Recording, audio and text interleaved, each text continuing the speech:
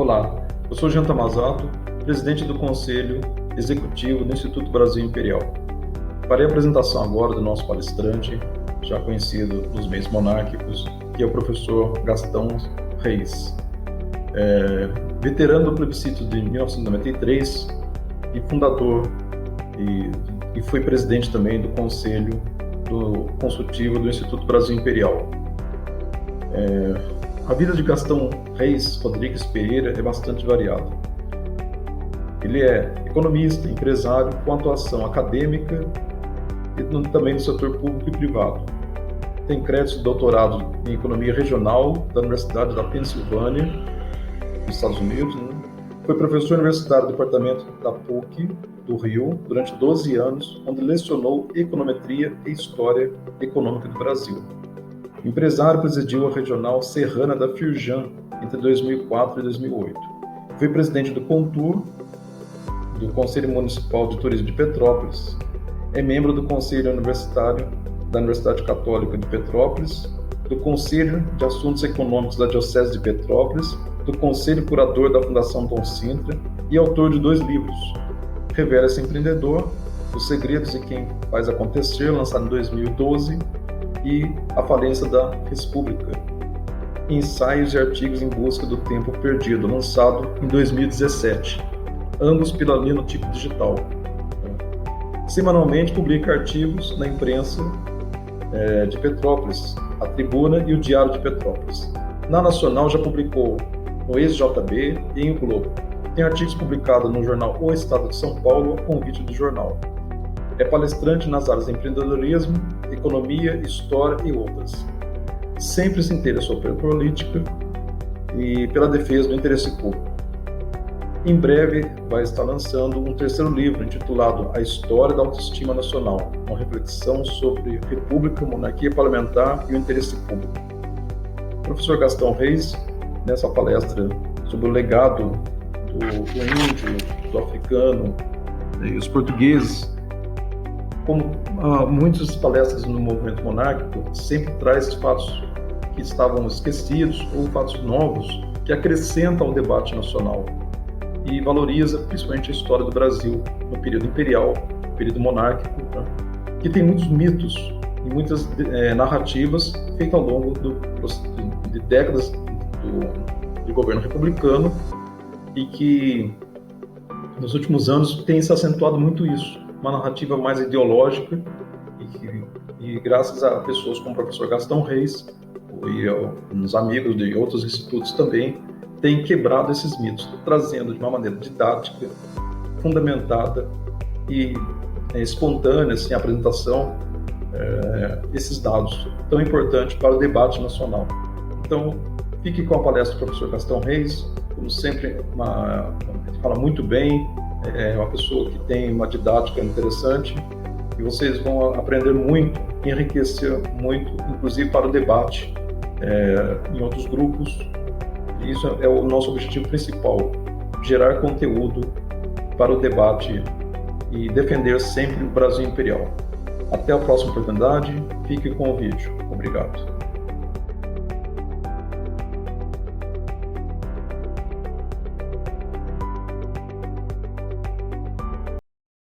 Bem-vinda, bem-vindo à palestra O Legado da Herança Luso-Afro-Indígena até 1889.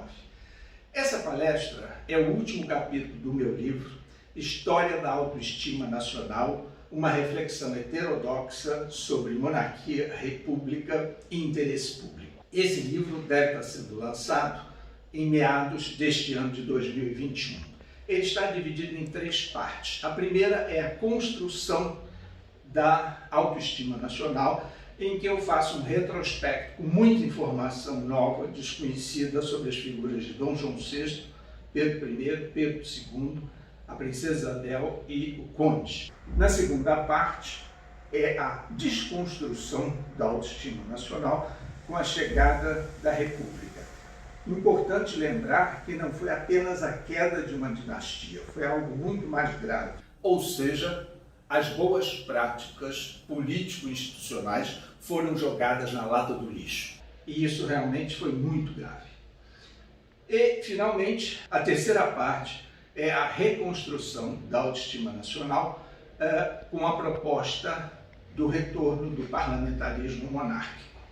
O interessante nessa última parte é que eu tenho um quadro comparativo das instituições do Império e da República através de 12 indicadores de qualidade político-institucional. Por incrível que pareça, o Império conseguia satisfazer 80% desses indicadores e a República, ainda hoje, mal consegue atingir 20%. Realmente não podia dar certo. Um lembrete: continuem usando máscara e até já na palestra. Mas antes de começar, eu queria, em primeiro lugar, agradecer muito a Fátima Argon e ao próprio Instituto, enfim, o convite e pela oportunidade de estar aqui me dirigindo a vocês com um tema, né, que na minha visão, muito importante nesse momento em que o país aparentemente está com dificuldade, né, de se reconhecer ou de reconhecer a sua identidade nacional. E eu tenho dito que povo que perde ou esquece o passado, perde o futuro.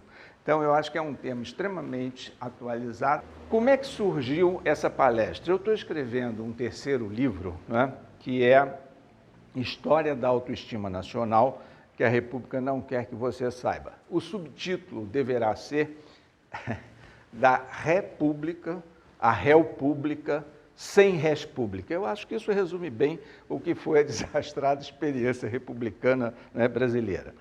E quando eu estava redigindo esse livro, ele já está pronto, mandei para o editor, mas não estou fazendo, sabe como é livro? A gente sempre, você conhece bem isso, mexe até o Dom Gregório também mexe até o último momento. Eu dividi ele em 3 partes. A construção da autoestima nacional, que pega figuras como, né, Princesa Isabel, ou melhor, Dom João VI, Pedro I, Pedro II, Princesa Isabel e o Conde, porque eu acho que o brasileiro desconhece muito a respeito dessas figuras e muita bobagem é dita justamente por esse desconhecimento, né?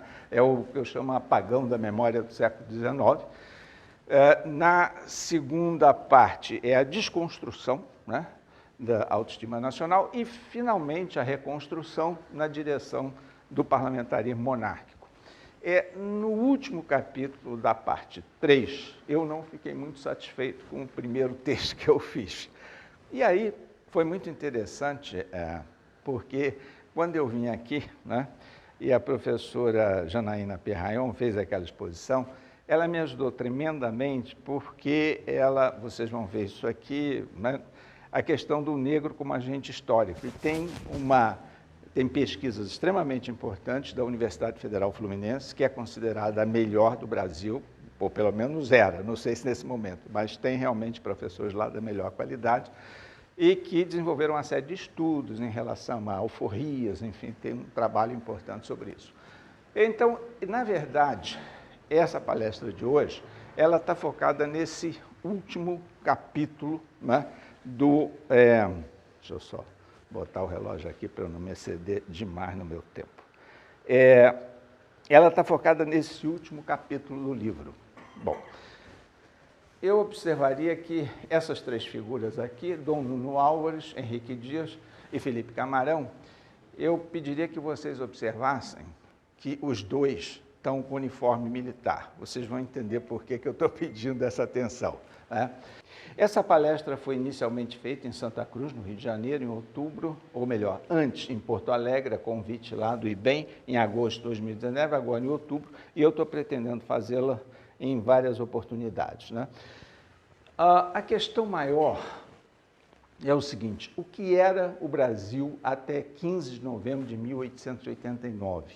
O Brasil, nessa época, era basicamente uma invenção luso-afro, indígena, com todo o devido respeito às diversas etnias que deram uma imensa contribuição, né, à formação, enfim, cultural, histórica do povo brasileiro.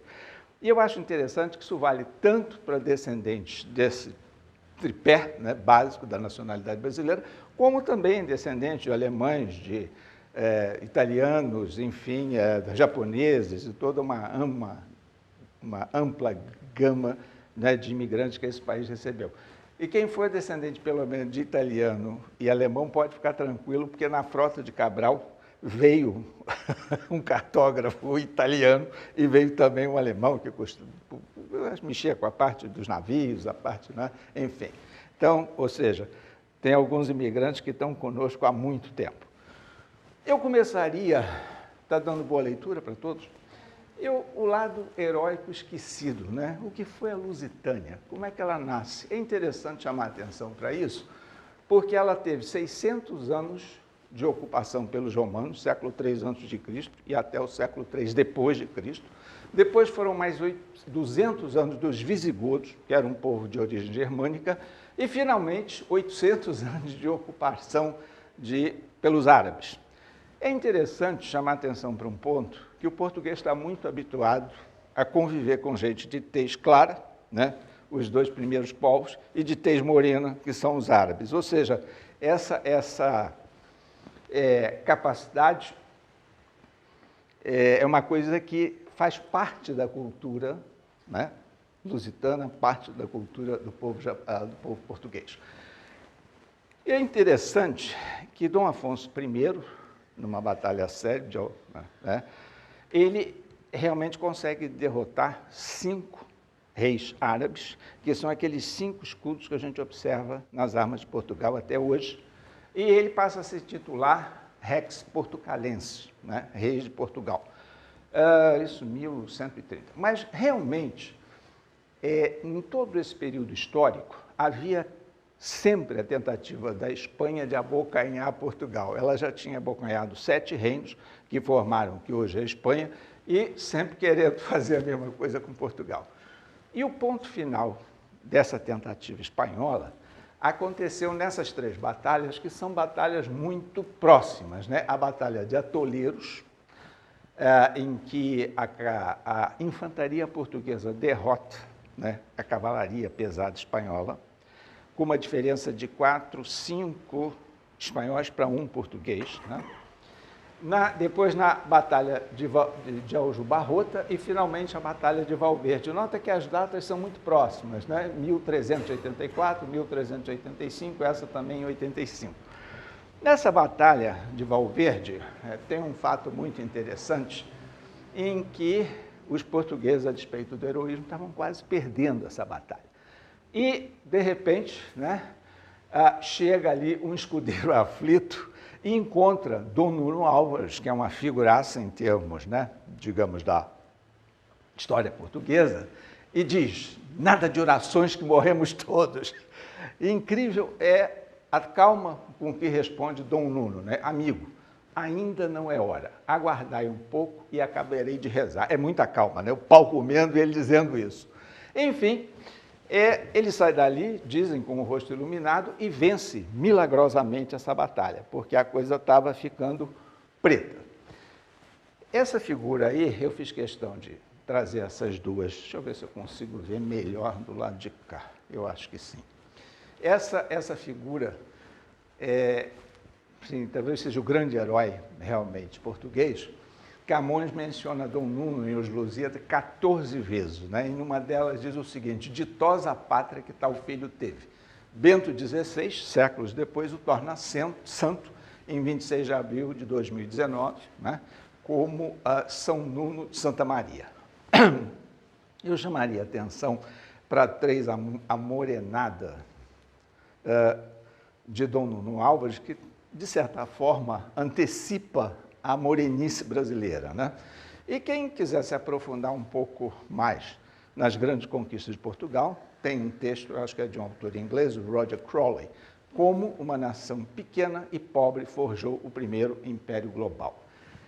Eu ainda faria uma observação que os 3 povos que constituíram Portugal, todos eles, romanos, visigodos e árabes, têm uma tradição guerreira que Portugal herdou. Enfim, e tem uma frase que eu acho muito bonita e poética, né, e ao mesmo tempo rigorosamente verdadeira, do Fernando Pessoa, né, o grande poeta português, em que ele diz o seguinte: o mar, com limites, pode ser grego ou romano. O mar sem fim é português, né? Rigorosamente verdadeiro isso e poético, né, de alguma forma. Oi, Luciano, obrigado. Seguindo então. Vamos lá falar um pouquinho sobre o Brasil colônia, né, e desmistificar. A gente poderia se perguntar assim, essa questão do heroísmo, né, português foi só na Europa? É interessante que Portugal, ao longo da sua história, eu não vou dizer que sempre, porque houve exceções, claro, mas ele sempre adotou muito uma postura defensiva. Começa com a Espanha, que queria englobá-lo como mais um reino, e a única vez em que a Espanha consegue isso foi porque a dinastia acabou, e realmente aquele período de 1580 a 1640, em que Portugal, de fato, se torna parte da Espanha, mas assim que houve oportunidade, eles se desfizeram. É interessante chamar a atenção para as duas batalhas dos Montes Guararapes, em Pernambuco, que os militares brasileiros gostam muito de dizer que essas são as batalhas onde teve início, né, o Exército Nacional. A primeira foi em 19 de abril de 1648. Portugal estava em volta do Monte Guararapes, com portugueses, negros e índios, né? 2.200 homens somando tudo. A Holanda estava no topo, com 4.500 holandeses e 1.500 tapuias. Portugal consegue vencer, né, numa diferença numérica de 3-1. Em seguida, a coisa muda na segunda batalha, Portugal no topo, os holandeses em volta, aí com um certo equilíbrio numérico, mas ainda assim Portugal também vence essa batalha. E há o reconhecimento interessante dos militares holandeses sobre o lado aguerrido de nossas tropas, talvez porque se praticasse uma guerra de guerrilha que para o europeu típico isso era muito estranho, e realmente. E tem duas peculiaridades que eu acho muito interessante da gente chamar a atenção, que é a presença de tropas de negros e índios, né, comandados por negro e índio. Henrique Dias era negro, Felipe Camarão era um índio, e ambos receberam títulos de fidalgos posteriormente.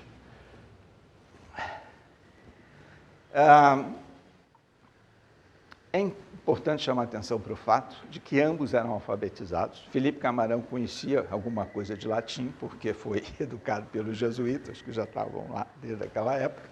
Ou seja, não era um tipo de comandante improvisado, que de repente você junta uma patota de índio e põe alguém lá para comandar aquilo. Não foi isso, né? Realmente eles tinham formação militar. Bom, vamos agora falar um pouquinho sobre o desempenho econômico da colônia. E aqui tem algumas coisas muito interessantes que normalmente vocês talvez desconheçam. O Frei Vicente Salvador escreveu uma história do Brasil de 1630, né? E essa frase dele que está aí, que é basicamente a seguinte, falando do Brasil: nenhum homem nesta terra é repúblico, ou seja, se importa com o interesse público, nem vela, nem trata do bem comum, senão cada um do seu particular, né? José Murilo de Carvalho cita isso, acabou de sair um livro, 130 anos em busca da República, quer dizer, vários autores de renome, né, escrevendo sobre isso, estão em busca da República até hoje, do Gregório. Mas, enfim, eu, inclusive, ele é de 1630, esse livro, e realmente A Riqueza das Nações só foi publicado em 1776, 150 anos depois, ou seja, obviamente, o Frei Vicente Salvador não teve oportunidade de ler esse livro, que é considerado o texto que funda a economia, né, política, a economia como ciência, né? Agora, olha só, né, a visão do Adam Smith, eu vou explicar isso bem. Não devemos nosso pão de cada dia à preocupação do padeiro com a nossa fome, nem a carne que a gente come ou a cerveja que a gente come. Diz mais: frequentemente promove o interesse da sociedade mais efetivamente do que quando ele pretende se importar diretamente com ela. Eu publiquei um artigo no Estadão no dia 13 de maio, uma data que eu gostei, chamado República, Frei Vicente e Adam Smith. Percebe bem, o que Adam Smith está dizendo aí é que quando você faz bem a sua atividade profissional, seja ela qual for, e todo mundo faz isso bem e seriamente, a sociedade como um todo tem que lucrar com isso, é mais ou menos óbvio, né? E não é só isso, não. Ele escreveu Teoria dos Sentimentos Moraes, né? O Adam Smith tem 2 grandes obras. Estranho, ele escreveu muita coisa, mandou queimar 80% do que ele escreveu.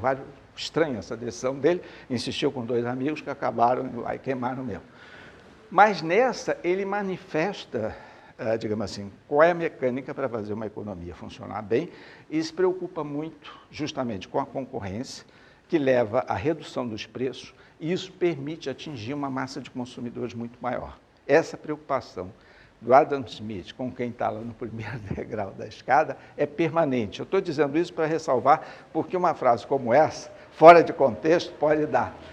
Sim, e Adam Smith tem uma coisa, naquela época, ele não tinha aquele ranço racista de povos europeus.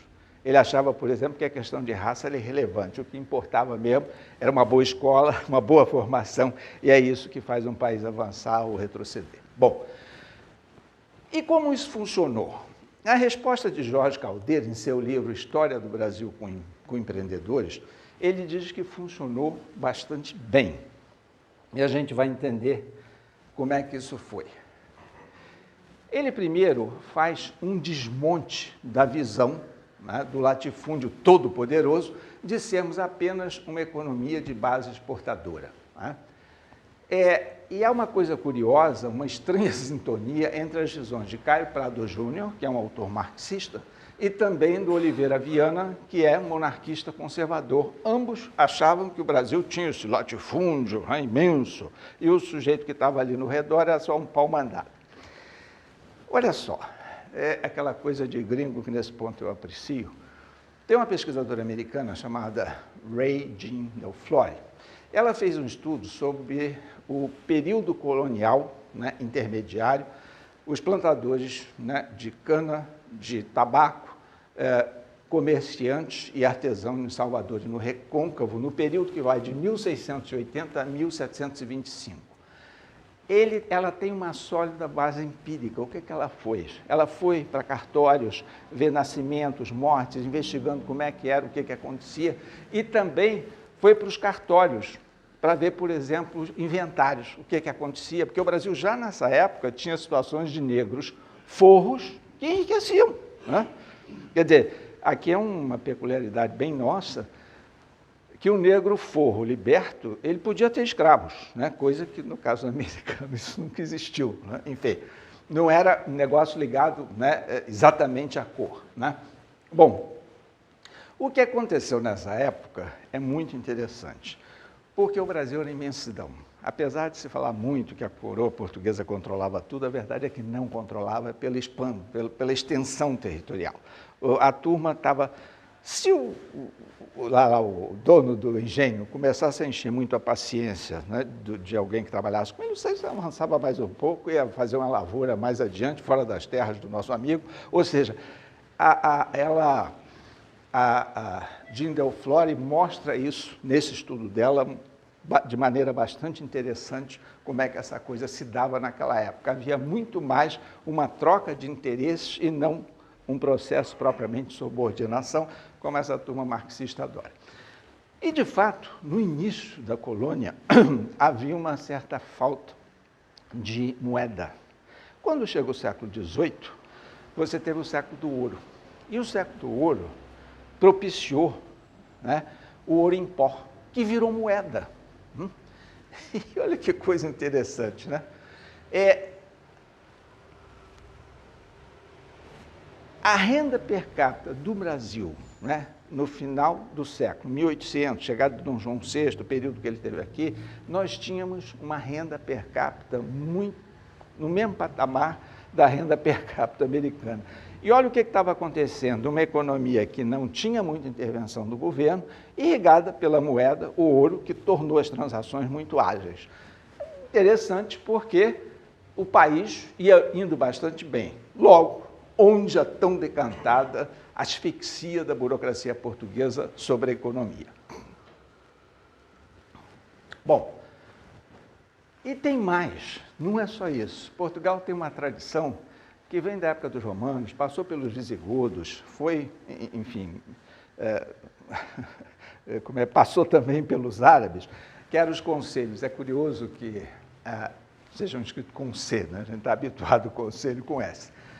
E O Edmundo Zen, né, em um município no Brasil, informa que o conselho, que seriam as câmaras municipais, olha que coisa interessante, elegeu, depois prendeu e expulsou governadores a ponto de São Paulo querer aclamar rei do Brasil, Amador Bueno, isso em 1641. Ou seja, essa coisa de que o Brasil nunca teve governo local é papo furado. Se os conselhos faziam isso, alguma coisa bastante viva estava acontecendo. Esse outro dado aqui é fantástico, né? De cada 100 cruzados arrecadados no município brasileiro, 70 ficavam no município e 30 é que iam para coroas. Essas proporções hoje praticamente viraram ao contrário, né? Ou seja, realmente a gente faz muito elogio do governo local nos Estados Unidos, como no caso da colônia e mesmo no Império, a gente nunca tivesse isso, perfeito? Mesmo no Império, pelo menos metade da arrecadação feita num determinado município ficava no município, né? Você não houve esse estrangulamento financeiro como acontece hoje. Isso é extremamente importante, né? Nesse sentido, é lícito afirmar que a asfixia do município é obra da República, porque o princípio da subsidiariedade foi jogado no lixo. E isso tem consequências muito sérias, né? Dom Bertrand e outros príncipes chamam muito atenção para esse aspecto. O período joanino, né? Dom João vem para cá, querendo realmente fundar um grande império. Quando ele sai de Portugal, ali no Porto ainda, antes de embarcar, né? As pessoas fazem um discurso dizendo isso.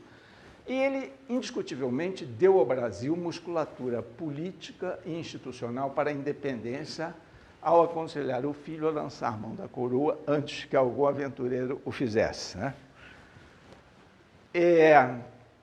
Dom João VI tem um papel fundamental na manutenção da integridade territorial brasileira, ou seja, isso não é algo que eu estou afirmando, mas quando, da comemoração dos 200 anos da vinda da família real para o Brasil, isso ficou, houve um certo consenso em historiadores, né, de vários matizes ideológicos, no sentido, não fora ele, não fosse a monarquia, o Brasil seguiria pelo mesmo caminho dos países de língua espanhola, se estilhaçando em vários países, pelo menos uns 5. Né?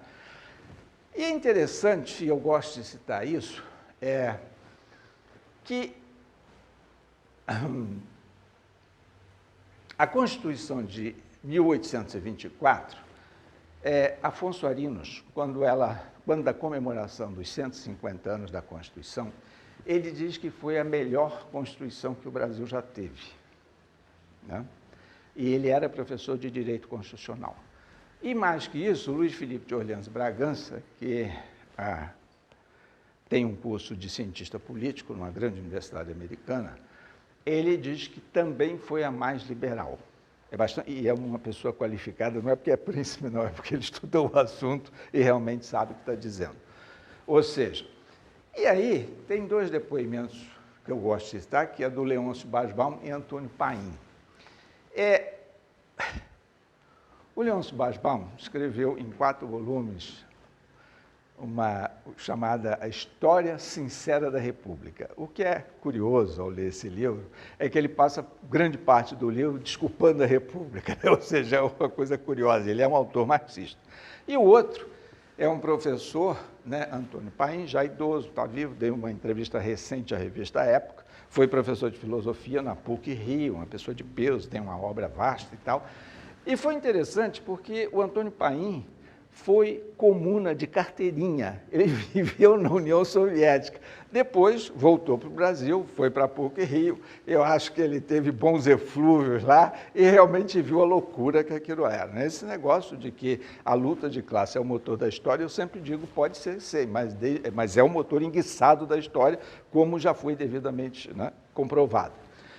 E ele diz uma coisa que eu acho muito interessante, e são palavras dele, ele diz o seguinte: esse negócio positivismo é um troço meio primitivo. Ele, professor, usa esse termo, um troço meio primitivo. E é fácil de entender isso, porque o positivismo, Augusto Comte, em determinado momento, ele diz o seguinte: assim como não existe liberdade em física e química, também não deve haver em política. Aí é preciso implantar uma ditadura científica. A gente já ouviu falar naquele papo da ditadura do proletariado e sabe que agora, isso para os ouvidos de militares brasileiros era o máximo, né?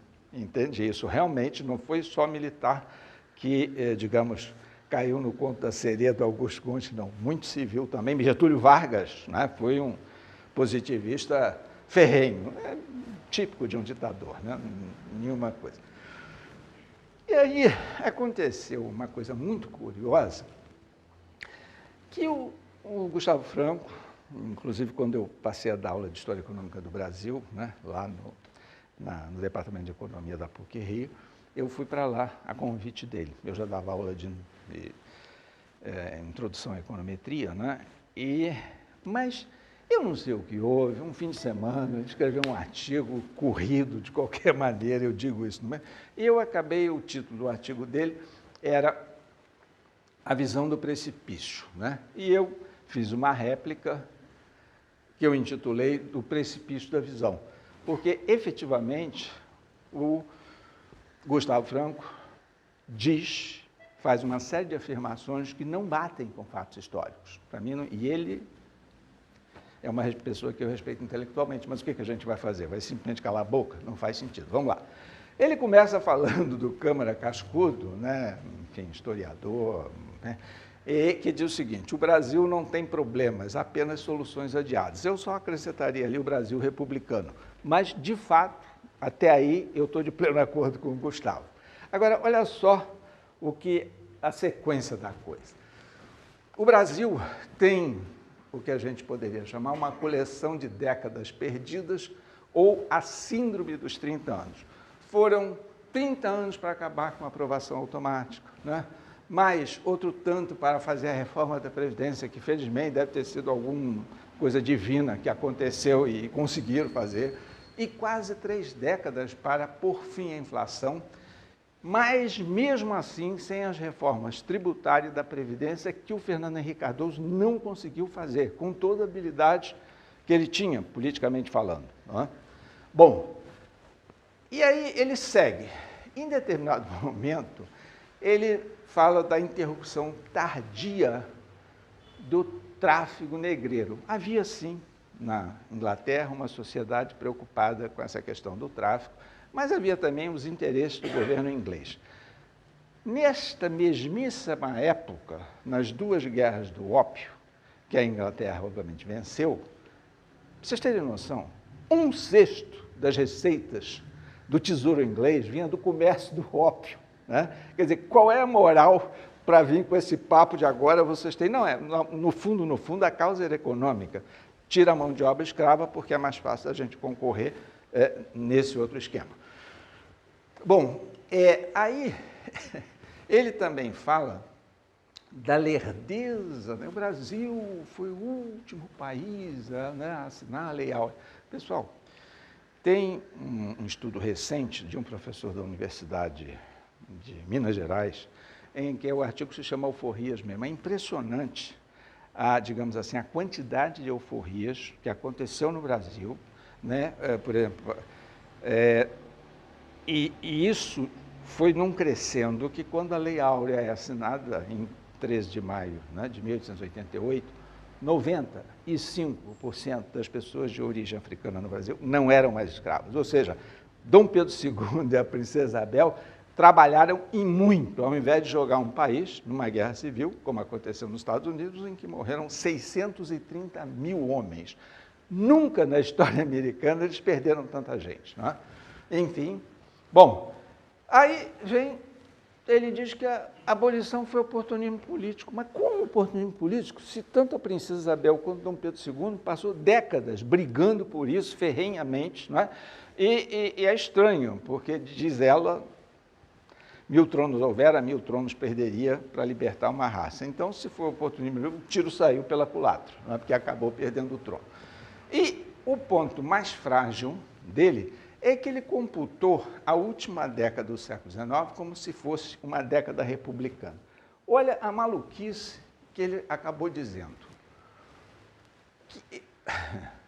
Que entre 1820 e 1900, a renda real per capita brasileira cresceu apenas 5%. trocado em miúdos, né, português, claro, o Brasil ficou estagnado durante 80 anos. Isso não tem o menor sentido, e vamos lá. Existe uma pesquisa de Tombolo e Sampaio, PIB brasileiro do século XIX e XX, e ele ali nos diz que de 1820 a 1875, é um estudo bastante bem fundamentado, com dados, metodologia decente, a renda per capita, nesse período, cresceu 1,21% ao ano. Compondo, nesse período de 55 anos, isso significa que a renda per capita brasileira quase dobrou. Se você avançar mais um pouquinho, de 1880 a 1889, com uma década de progresso, né, a última década do Império, você ainda teve um aumento do PIB per capita acumulado de 17%. E do PIB de 42%. Aí, quando você compõe esses dois aumentos, em termos de renda per capita, você fica com 5% do Gustavo Franco e 75% desse estudo e outros. Eu fiquei muito feliz, porque eu tenho um grande amigo, economista do IPEA, enfim, o Cláudio Contador, que eu mandei o meu artigo, a minha réplica para ele, Gastão, estou de pleno acordo com você, e é uma pessoa que conhece muito essa parte quantitativa. Ou seja, o Gustavo Franco, infelizmente, se perdeu nisso. E diz mais, o choque de capitalismo teria havido com a chegada da República, só se for capitalismo desastrado. Todo mundo aqui já ouviu falar no encilhamento, né? O Rui Barbosa permitiu o crescimento de empresas, tanto financeiras como não financeiras. Por exemplo, o Barão de Nova Friburgo perdeu praticamente toda a fortuna dele acreditando nisso. Era uma empresa de papel, de fachada, enfim, a primeira década republicana do ponto de vista econômico, uma década perdida. Ultimamente, nós acumulamos mais 3, e essa pode ser a 4ª. Bom, eu fico aqui com uma coisa que eu gosto muito, que é uma frase do presidente venezuelano, Juan Pablo Rojas Paulo, quando soube da proclamação da República aqui no Brasil. Ele diz, pronto, lá se foi a única república de fato que existia na América Latina.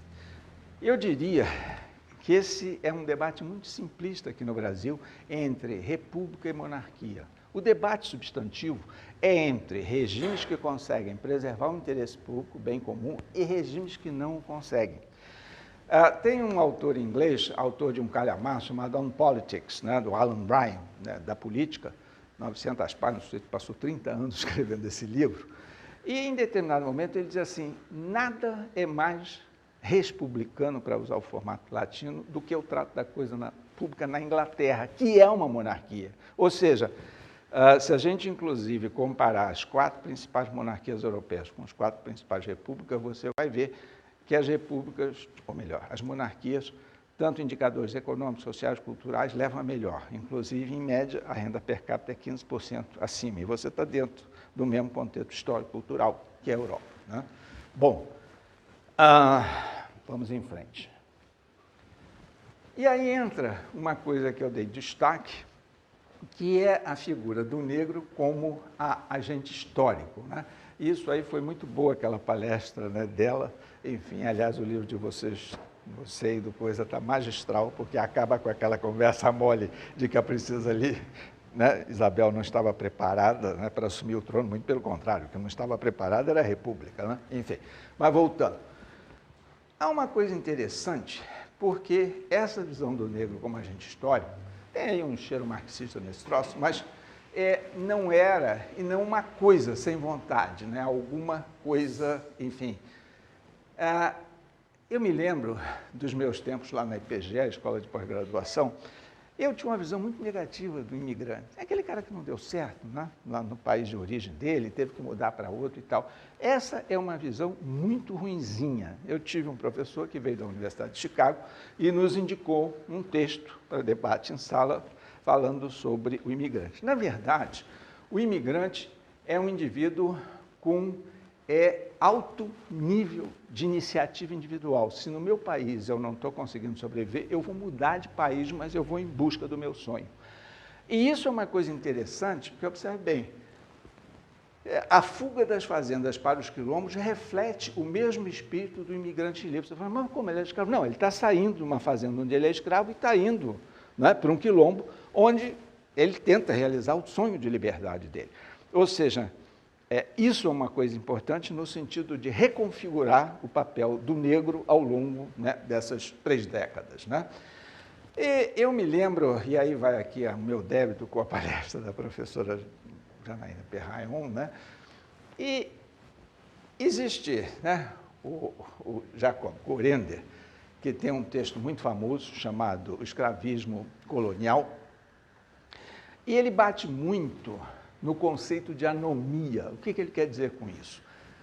Anomia é a ausência de regras e normas garantidoras da continuação das práticas socioculturais africanas em solo brasileiro. Ele achava que os escravos não conseguiam fazer isso. Mas, curiosamente, no Brasil, eles conseguiram fazer isso muito mais, por exemplo, do que nos Estados Unidos. Aqui houve a preservação de cultos africanos, houve, a pessoa conhece bem isso, culinária, música e tal. Nos Estados Unidos, de fato, houve um processo de alfabetização mais rápida, e naquela época se aprendia a ler basicamente para ler a Bíblia, e na tradição protestante você lia. Simplesmente, eu vivi 4 anos em Filadélfia, todo negro americano é evangélico, ponto. Deve ter alguns católicos também, certamente. Mas eu digo, o grosso é interessante porque, de alguma forma, o que você observa é que se houve alguma coisa que foi realmente trucidada, foi realmente, digamos assim, as tradições africanas, né, nos Estados Unidos. E a gente ainda vai ver coisa pior por aí. Né? Bom,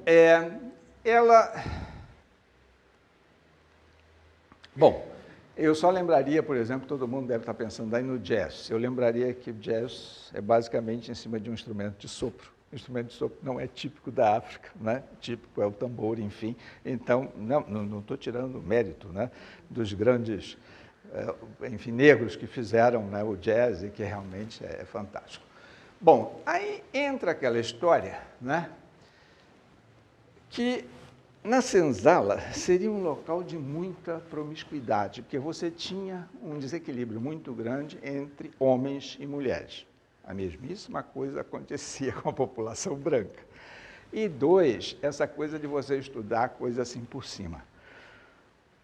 Na verdade, as mulheres mais jovens acabavam se casando com os negros escravos de mais idade, já de certa idade. Por quê? Porque eles tinham uma certa liderança, né, na senzala sobre os demais. E, obviamente, já envelhecidos, morriam mais cedo, elas casavam a segunda, casavam a terceira vez, enfim. Esse era um padrão que talvez acontecesse, de certa forma, também na sociedade branca. Na verdade, indo contra aqui a minha profissão, tanto você tem o chamado viés economicista, que você parte da ideia de que a infraestrutura econômica determina tudo. A grande sacada do Gramsci, né, aquele picareta, é ver que a superestrutura pode realmente dar forma à infraestrutura econômica. Né? E ele parte do princípio, não quero me estender nessa parte, que a verdade é a verdade da classe dominante. Isso é a coisa mais cretina que um intelectual sério pode dizer. Confúcio, há 2.400 anos, já dizia o seguinte: o compromisso maior do intelectual é com a verdade, com a liberdade, mesmo que ele corra risco de vida para defender esses 2 valores. Né? É incrível esse troço. Eu fico confuso com os 2.400 anos, que eu acho que ele acertou na mosca. Então, aí entra aqui a chamada École des Annales, né, do Lucien Febvre e do Marc Bloch, que são 2 historiadores franceses. Eles fazem uma coisa que eu concordo plenamente, que a proposta deles é a seguinte, a proposta deles é a de consultar, eu acho que eu estou no meu tempo, outras fontes além da economia para compor uma visão mais abrangente da narrativa histórica. Observe como essa visão é muito mais abrangente, muito mais pé no chão. Né? Aí você tem o olhar brasileiro do que era o dia a dia do escravo, e aqui eu vou citar a Mary Del Priori, que hoje chama Mary Del Piori, que ela escreveu um livro sobre Isabel, que é tétrico. Aliás, seu colega lá, o Bruno, eu acho que ele foi suave na análise do texto dela, mas Ela, outro dia, estava dando uma entrevista falando do dia a dia do escravo e me surpreendeu positivamente, porque ela disse que essa ideia de que o escravo está lá tomando chicotado o dia inteiro, não fazia nada no dia seguinte, o cara estava um lixo, né? Isso não era assim, ou seja, o dia a dia do escravo é muito diferente daquela imagem do tronco e tomando chicotado. É interessante citar a figura de Gilberto Freire, né? Com seu olhar clássico de Casagrande e Senzala, que ele tem uma visão humanizada da sociabilidade escrava. Quem já teve a oportunidade de ler a obra magna dele conhece isso bem. Entretanto, ele não chega a realizar pesquisas sistemáticas em fontes como registro de batismos, casamentos, óbitos nas igrejas, inventários, enfim, registrados em cartórios de senhores de engenho, comerciante, artesão e mesmo de escravos forros, que enriqueceram e também iam lá fazer o seu inventário. É interessante que Gilberto Freire, eu acho que ele fica muito firme na história brasileira, porque ele parte para a briga contra os eugenistas. Olha que coisa interessante. No início da República, boa parte, né, da intelectualidade se encantou com aquele negócio de que nós temos que embranquecer o Brasil para melhorar a raça, né, e daí realmente avançarmos em direção a patamares mais elevados de civilização. O que é interessante para isso é que, na verdade, eu acho que está na coisa, a real razão da marcha lenta brasileira é a incapacidade secular da República de fornecer educação pública de qualidade em tempo integral para todos, em especial aos mais pobres, e não a cor negra, morenada ou parda da população. E aí acontece uma coisa extremamente interessante, que é uma pesquisa da professora Maria Lúcia Rodrigues Miller, que é uma doutora em educação pela UFRJ. Ela faz uma pesquisa sobre a Escola Normal do Rio de Janeiro e de Mato Grosso também, que era famosa pela qualidade dos seus cursos, formou muitas professoras de ensino primário.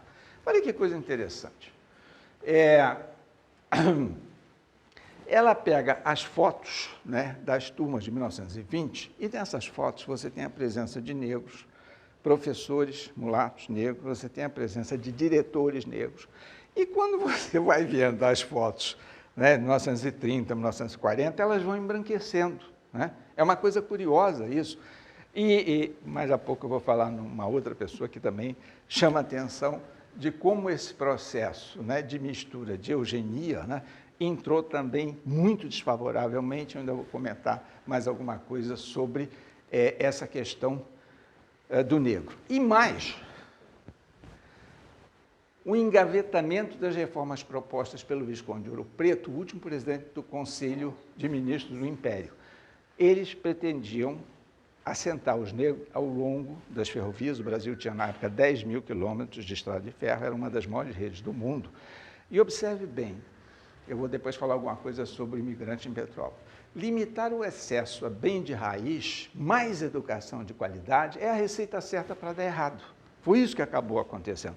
Eu lembraria que aqui em Petrópolis, por exemplo, os imigrantes de origem alemã, ou compraram a um preço irrisório, 1 ou 2% do valor de mercado, a terra que eles tinham, ou recebeu aquele pedaço de terra de graça. Você ter, no início da sua vida, um bem de raiz, e aí eu falo como economista, é uma grande vantagem, perfeito? E isso foi negado aos negros. Bom, vamos lá. Isso aí é muito interessante. Eu estava em casa, de vez em quando a gente fica naquele jogo de troca-troca de canal, e apareceu uma pessoa que eu desconhecia, autor de uma biografia de Carolina de Jesus, autora do best-seller, né, 4 de Despejo, que eu acho que todo mundo conhece, e em determinado momento ele para e diz assim: o século XIX foi o século de ouro dos negros no Brasil. Eu me lembro, né, estava em casa, já tem alguns meses, mas, pô, caramba, né? Tinha escravidão, como é que é o século de ouro? E a gente vai ver que ele tinha razão em fazer essa afirmação. Há também, né, a premonição de André Rebouças sobre o futuro sombrio para a raça negra no Brasil com a proclamação da República. E pode-se acrescentar para a população parda e pobre, mesmo a branca também, pela digamos, a irresponsabilidade com essa questão da educação pública de qualidade, sobretudo o ensino fundamental e médio, coisa com que Dom Pedro II se preocupou muito. A gente tem muito esse papo de ser doutor, né, fazer curso superior, enfim. E é interessante chamar a atenção que o Rio de Janeiro, no final do Império, tinha 7.700 escolas públicas de boa qualidade, né, em 1889, e o Rio tinha 50% da sua população alfabetizada. Essa qualidade que vem do Império perdurou até 1960 com o governo Lacerda. Depois, realmente, a qualidade, infelizmente, do ensino público do Rio de Janeiro decaiu muito, né? E olha como isso é importante. Essas políticas de combate à desigualdade, pelo lado da oferta, é fundamental, não é pelo lado da demanda, ou seja, você tem que ensinar a pescar e não dar o peixe. E isso aí realmente é fundamental. A Universidade de Chicago, os economistas lá batem muito nessa tecla, tá? Aí vem outra coisa interessante a respeito dos negros, que foi o que eu disse há pouco, que é a quantidade de alforrias observada, tanto as concedidas quanto as compradas pelos próprios escravos, com suas contas de poupança mantidas na Caixa Econômica. Na Lei do Ventre Livre, em 1871, foi permitido ao escravo, é uma coisa curiosa, porque ele era uma não-pessoa, né, a ter uma conta de poupança e fazer um pecúlio, né, para comprar a própria liberdade. E também, na Lei do Ventre Livre, teve um fundo, né, de alforriamento, né? Enfim, isso também foi algo extremamente importante no crescimento das alforrias. O que é interessante é que, justamente, o fato de você ter tantas alforrias, né, e que revela uma briga do negro em busca da sua própria liberdade, a fuga, né, para os quilombos, assim, não é só isso não, né? Você também teve, no século XIX, um número extremamente expressivo, como André Rebouças, jornalistas negros, enfim, que se distinguiram, né, naquela época. E isso também foi uma coisa que mudou. E tem algo que vale a pena chamar a atenção aqui, que é um estudo da professora Keila Greenberg sobre negros no Brasil processando seus senhores através de procuradores. Em aproximadamente 400 processos que ela examinou, na primeira instância, o fazendeiro, mancomunado com o juiz, levava melhor. Aí, eles recorriam ao que seria o STF da época, que era muito melhor do que essa coisa horrorosa que a gente tem hoje. Mas, enfim, e nesse segunda instância, praticamente metade, isso é uma coisa muito curiosa, dos processos movidos por negros contra maltrato dos seus senhores, os negros, os escravos, ganharam os processos. Isso é algo extremamente interessante. Quando você compara isso com o que aconteceu nos Estados Unidos, o caso Dred Scott, de 1857, que aconteceu o seguinte: o senhor dele mudou de estado, saiu de um estado que tinha escravidão, nos Estados Unidos o grau de liberdade, né, dos estados era muito grande, foi para um estado que não tinha escravidão. E ele, então, pediu a liberdade dele. A coisa foi para a Suprema Corte do Estado, depois foi parar na Suprema Corte americana, que nessa época era presidido por uma figurinha chamada Roger Taney, que é motivo de vergonha nacional para os americanos até hoje, porque no despacho dele, na qualidade de presidente da Suprema Corte Americana, que naquela época tinha aquele papo do iguais mais separados, eu nunca vi coisa tão cretina, mas era lei, né? Ele diz o seguinte: descendentes de africanos jamais vão ser cidadãos americanos e também não devem ter direito algum de recorrer em cortes americanas, né, enfim, para fins de obter justiça e tal. É impressionante, digamos, esse despacho do Taney, né? E, obviamente, a gente não pode esquecer o peso da coroa, né? Ou seja, de Dom Pedro II e Princesa Isabel contra a classe dirigente escravocrata que o Brasil tinha na época. Realmente, eles desempenharam um papel diuturno, sempre brigando por essa, né, a favor da economia. Eu estou chegando praticamente ao final, eu acho que eu estou dentro do meu tempo, Eu aqui vou fazer uma coisa que eu acho mais interessante, que é pular isso, que é também um balanço final, mas eu montei um quadro que eu acho bastante interessante. Eu acho que é o seguinte: esse quadro é um quadro comparativo das instituições do Império e da República. O que é que eu fiz? A literatura econômica atual começou dizendo assim: o crescimento do PIB se explica por capital e trabalho. Aí você fazia uma regressão, que é um recurso muito comum para os economistas, pega uma variável dependente e tenta ver quanto do crescimento do PIB as variáveis independentes explicam. Capital e trabalho explicavam 20%, 30% só, ou seja, era uma explicação muito baixa. Aí, já sei, nós não pegamos a inovação tecnológica, né, avanços tecnológicos, enfim, qualidade da mão de obra, botava isso, avançava um pouquinho, 40%, 50%.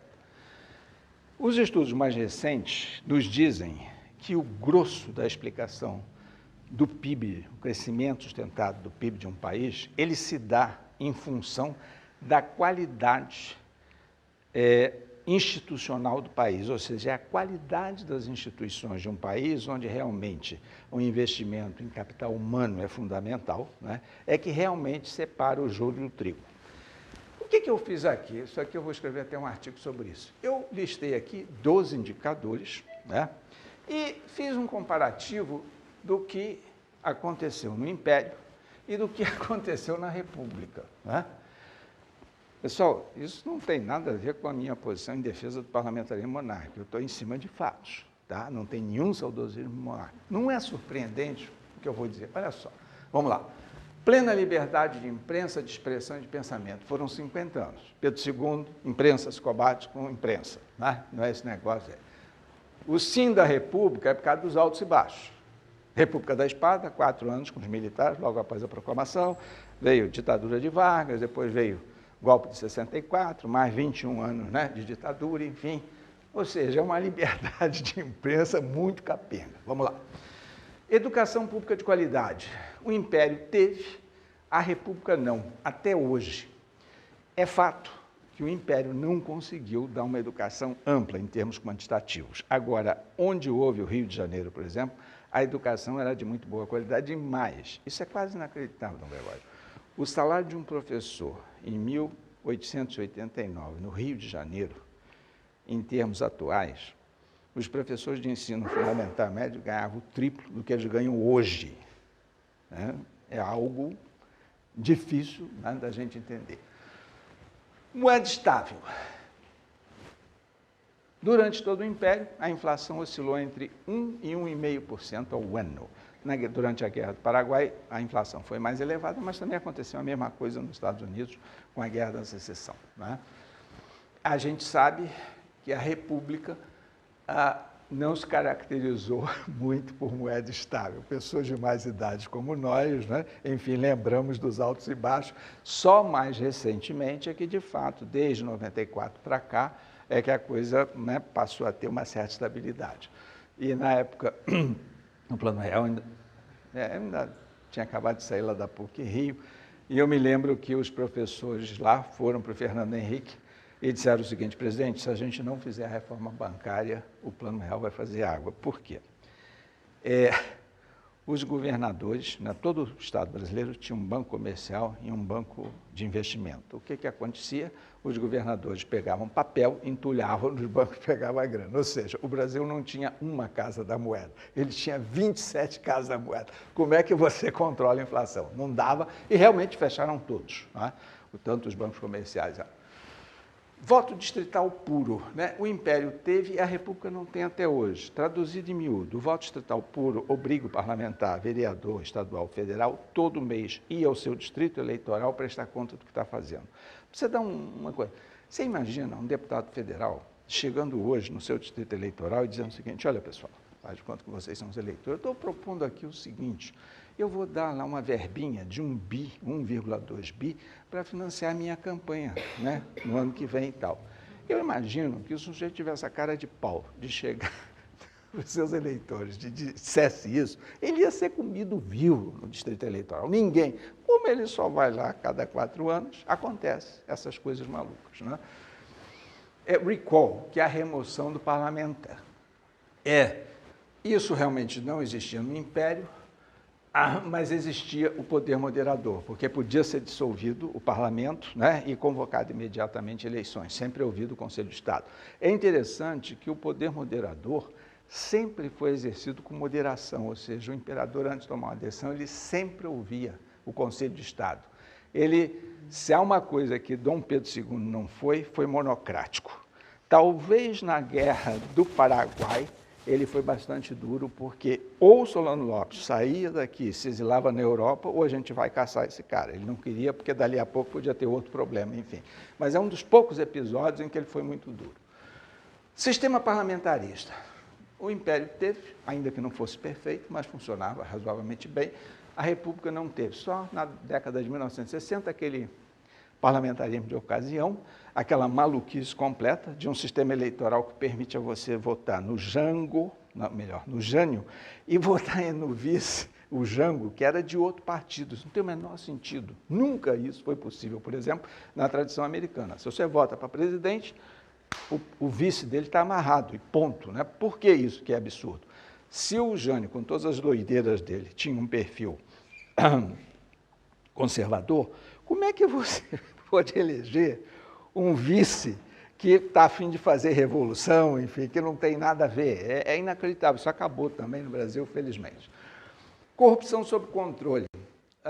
O Marco Villa, historiador, em determinado momento, ele estava dando uma entrevista, eu estou chegando ao final, ele olha e dizem para ele, mas, Marco, esse negócio de corrupção, o Brasil sempre foi assim. E ele foi muito enfático de calma. No segundo reinado, houve 2 casos de corrupção que foram exemplarmente punidos. É muito diferente, né, do que é. Bom, eu não preciso falar em corrupção, porque vocês estão todo dia ouvindo sobre isso. E olha que coisa interessante. Você tinha 2 partidos, o liberal e o conservador, que tinham programas e votavam de acordo com esse programa.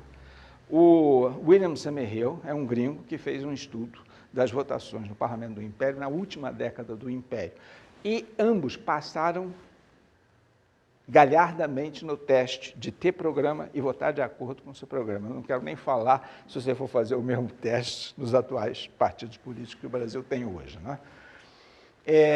Orçamento impositivo, o que isso significa? O que está escrito tem que ser feito. O Império teve isso, o José Maria de Carvalho se refere à obsessão que os parlamentares do Império tinham com orçamento, né?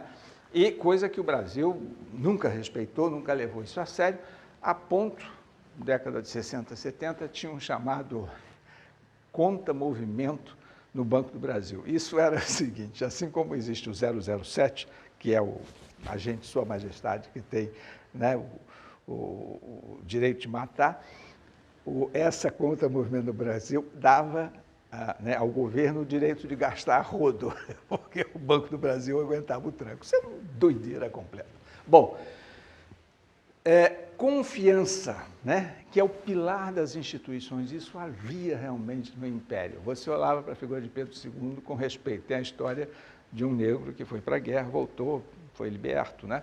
E, em determinado, ele estava ali na Rua do Ouvidor, foram mexer com ele, está vendo, você está aí na pior, e o imperador não está nem aí para você.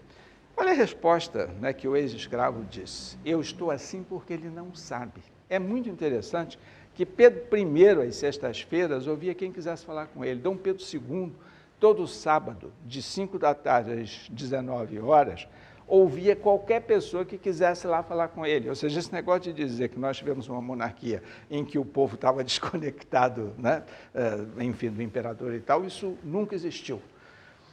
E outra coisa interessante, que é uma coisa chamada bônus por desempenho. Isso nos Estados Unidos existe há 100 anos. Basicamente é o seguinte, você vai fazer uma obra pública, você coloca do lado da empresa executora da obra uma seguradora. Elas não podem ter nenhuma relação entre elas. Então, e a remuneração da seguradora é tanto maior quanto mais rápida e quanto menor for o custo da obra. Então, você cria uma concorrência saudável entre as duas, em benefício do interesse público, do bem comum. E, finalmente, o controle externo judiciário. Eu tenho uma saudade disso danado. Porque, via poder moderador, Dom Pedro II, ouvido o Conselho de Estado, quando você se deparasse com um juiz que estivesse extrapolando, e a gente tem vários aí no Supremo extrapolando, ele podia suspender o juiz de função e deixá-lo à disposição de um tribunal para emitir uma sentença final. Não é? Você não tem isso hoje no Brasil. O que você faz com esse Supremo que nós temos? Né? Que há muito tempo, como dizia o Sobral Pinto, um advogado muito famoso na década de 60 e 70, quando nomearam não sei quem lá para o Supremo da época, ele falou: uma corte que tem entre seus membros o doutor fulano não é o Supremo, é o mínimo, e nós estamos realmente vivendo com isso. Né? Bom, eu não vou, agora eu pedia que vocês dessem uma olhada aqui na quantidade de sim que o Império tinha e a quantidade de não que a República tem. Então, o fato da coisa não ter funcionado não podia funcionar. Né? E, como eu disse, não tem nada a ver com saudosismo, não. Tem a ver com um fato concreto da vida. É um sistema político, e não sou eu que estou dizendo isso. O senador Tasso Gereissati, recentemente, 2 meses atrás, numa entrevista ao jornal Estadão de São Paulo, disse para quem quisesse ouvir que o sistema político brasileiro está completamente falido. E ele é uma raposa velha, que está lá no Congresso há 25 anos, enfim. Bom, e agora só muito rapidamente, eu tenho esses 2 livros, eu trouxe até alguns exemplares desse aqui, se alguém quiser um, depois eu faço uma dedicatória. E também pode-se comprar diretamente a edição digital em vendas@linodiz.com.br. E aqui, obrigado. Aqui, né, meu telefone, meu e-mail, as 2 entrevistas que eu fiz. Uma é Quando o Brasil Perdeu o Rumo da História. Ela está no Google, se você digitar, ela está lá. Ela já deu mais de 22 mil visualizações, né, no YouTube. E uma outra que eu dei sobre a história do primeiro e segundo reinado no Brasil Paralelo. Bom, eu vou ficar por aqui. Agradeço a atenção de todos vocês.